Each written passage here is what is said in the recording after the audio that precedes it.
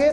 अब आपके सामने बात रखते हैं लेफ्टिनेंट गवर्नर साहब गौहर। बात एलजी के हवाले से कि श्रीनगर में 13 सितंबर को एक तकरीब मुनक्कद होगी और ये तकरीब महकमा कबाली उमूर की तरफ से मुनक्कद हो रही है। फॉरेस्ट राइट एक्ट के तहत जो मुस्तहकीन है उनको इनका जो ज़मीन है वो कागजात दिए जाएंगे और साथ ही साथ जो सभी अजला हैं तकरीबन जम्मू कश्मीर के जो 10 अजला इनकी 20 शुरा जो है वो इसमें मीटिंग में शामिल हो गए, इस तकरीब में शामिल हो गए और उनमें जो मुस्तहकीन है उनके हवाले ये कागजात किए जाएंगे। महकमे कबाली उमूर की तरफ जो फॉरेस्ट राइट एक्ट के तहत उन मुस्तहकीन है उन्हें ये कागजात दिए जाएंगे। एलजी की जानिब से बाज़ाब्ता तौर पर 13 सितंबर को यानी कि परसों ये तकरीब मुनक्कद होगी और वहां पर एलजी की सदारत में तकरीब होगी। कश्मीर से ताल्लुक रखने वाले फिलहाल लोगों को चुना गया है और 13 तारीख को डेडलाइन दे दी गई है कि जिस दिन फॉरेस्ट राइट एक्ट के तहत कागजात जो हैं मालिकाना हकूक के वो सौंपे जाएंगे लोगों को।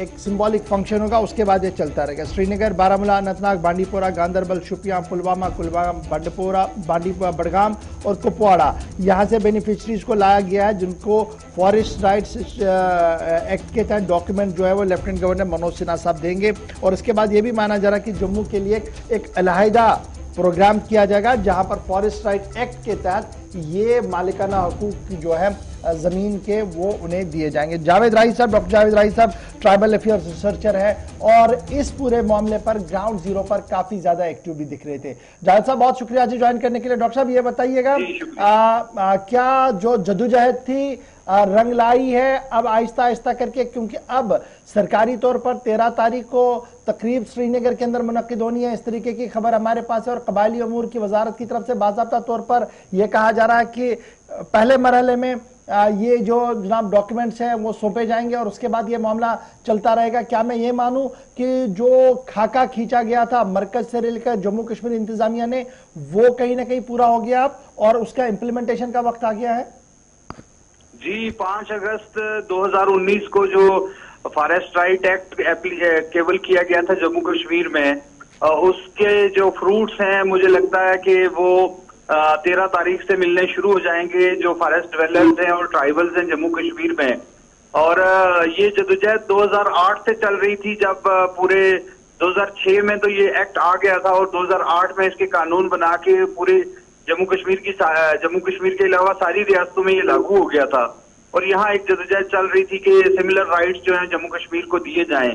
तो उसमें मैं समझता हूँ कि इस वक्त जो ये सिलसिले में तकरीब की जा रही है और हकूक को तस्लीम किया जा रहा है, इसमें खास तौर के ऊपर ट्राइबल लोगों में बड़ी खुशी है और खासकर लोग जो हैं वो लेफ्टिनेंट गवर्नर मनोज सिन्हा जी के और चीफ सेक्रेटरी साहब अरुण मेहता जी के, एडमिनिस्ट्रेटिव सेक्रेटरी जो हैं फॉरेस्ट के संजीव वर्मा जी और administrative secretary tribal affair doctor Shahid Iqbal के शुक्रगुजार हैं कि उन्होंने मुश्किलों के बावजूद और कोरोना के बावजूद और इतनी परेशानियों के बावजूद कि ये सिलसिला जो है शुरुआत कर ली है। इसके तहत 2 तरह के राइट्स मिल जाएंगे, एक इंडिविजुअल राइट्स और कम्युनिटी राइट्स।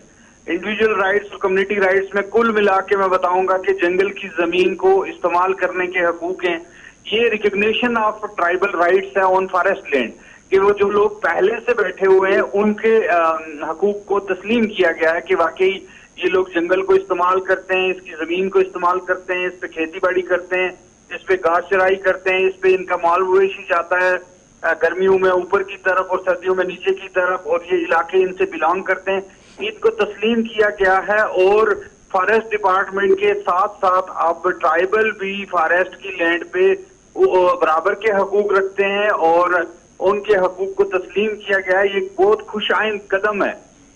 डॉक्टर साहब बड़ा इंपॉर्टेंट है, लास्ट टाइम जब हम आपसे बात कर रहे थे तो आपका मानना था कि देखिए कमेटियां जिस तरीके से फ्रेम अप करनी थी और जिस तरीके से ग्राउंड जीरो पर काम करना था उसमें काफी कुछ दूरियां दिख रही थी, नहीं हो पा रहा था। तो क्या मैं ये मानूं कि डॉक्टर शाहिद चौधरी की जाती मुदाखलत के बाद वो सारी चीजें जो है वो कहीं ना कहीं हल होती हुई नजर आ रही हैं और चीफ सेक्रेटरी और लेफ्टिनेंट गवर्नर साहब ने जिस तरीके के डायरेक्शंस दिए थे अब वो सारी अड़चनें खत्म हुई हैं अर्बन और रूरल एरियाज के अंदर? Exactly sir, doctor Shahid Iqbal साहब क्योंकि ट्राइबल लोगों की मुश्किलात को जानते हैं और ग्राउंड पर रहने वाले आदमी, इनको तो सारी डायमेंशंस का पता है। मोर ओवर संजीव वर्मा जी जो फॉरेस्ट के एडमिनिस्ट्रेटिव सेक्रेटरी हैं, वो भी क्योंकि जम्मू कश्मीर के हैं और इनको इन सब ट्राइब्स के बारे में पता है। और लेफ्टिनेंट गवर्नर साहब ने कहा कि भाई टाइम बाउंड पे करो इसको ना, और चीफ सेक्रेटरी साहब ने इसमें मुदाखलत की और बाकायदा से ये मतलब एक्सपीडाइट करवाया। मैं समझता हूँ कि ये एक बड़ा कदम है। अगर से कुछ गैप्स हैं, जैसे मतलब एसटी सर्टिफिकेट चाहिए और लोगों के पास, जो लोग फॉरेस्ट में रहते हैं उनकी एसटी सर्टिफिकेट नहीं बनती है और उस वजह से कुछ दिक्कतें हैं। कुछ लोग ट्राइबल हैं, उनके पास कागज नहीं है, उसकी वजह से दिक्कतें हैं। उसके बाद कमेटीज के लेवल पे कुछ थोड़ी बहुत दिक्कतें आती हैं, लेकिन ये गैप्स हैं। इंडिया में जहां जहां ये लागू है पिछले 10-12-15 साल से, वहां भी गैप्स हैं, अभी भी फिल किए जा रहे हैं। तो गैप्स फिल होंगे। मैं समझता हूँ कि एक खुश आइंद कदम हुआ है, एक शुरुआत हुई है, एक जद्दोजहद को एक मोड़ मिला है और एक संगे मील है, जिसके तहत के ट्राइबल थोड़ा सा फ्री महसूस कर रहा है कि उसको एक्सेस हासिल हो गया है फॉरेस्ट लैंड पे, माइनर फॉरेस्ट प्रोड्यूस पे, ग्रेजिंग पे, और फॉरेस्ट डिपार्टमेंट के साथ साथ वो भी प्रोटेक्शन कर सकता है फॉरेस्ट की। ये बड़ी बात है। बहुत बहुत शुक्रिया डॉक्टर जावेद राही साहब, ट्राइबल अफेयर्स रिसर्चर हमारे साथ थे। लगातार आप बात कर रहे थे हमारे साथ, बहुत शुक्रिया जी। यानी फंक्शन होनी है, कहीं ना कहीं ये जो बड़ा फैक्शन एक था सोसाइटी का, एक सेक्शन सोसाइटी का नजरअंदाज था। अब आहिस्ता आहिस्ता करके उनके मामलों का हल जो है वो किया।